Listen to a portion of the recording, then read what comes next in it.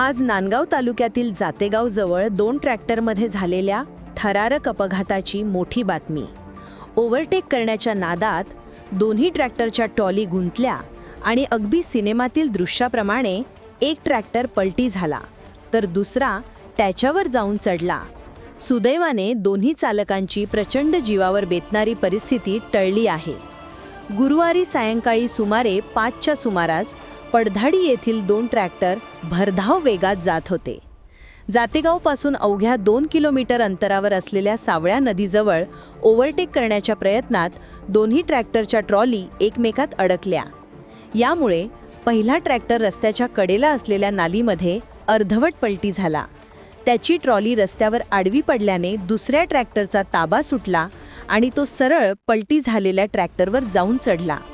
या भीषण अपघातात सर्वात दिलासादायक बाब म्हणजे चालक दोघेही ट्रॅक्टर बाजूला पडल्यानं जीवितहानी टळली. नांदगाव बोलठाण मार्गासह मराठवाड्याकडे जाणाऱ्या आणि परतणाऱ्या वाहनांच्या लांबच्या लांब रांगा लागल्या. जवळपास 1 तास वाहतूक पूर्णपणे ठप्प होती. सायंकाळी 6च्या सुमारास JCBच्या मदतीने दोन्ही ट्रॅक्टर व ट्रॉली बाजूला करून वाहतूक सुरळीत करायचं काम सुरू करण्यात आले. Maharashtra 24 news channel Nandgaon.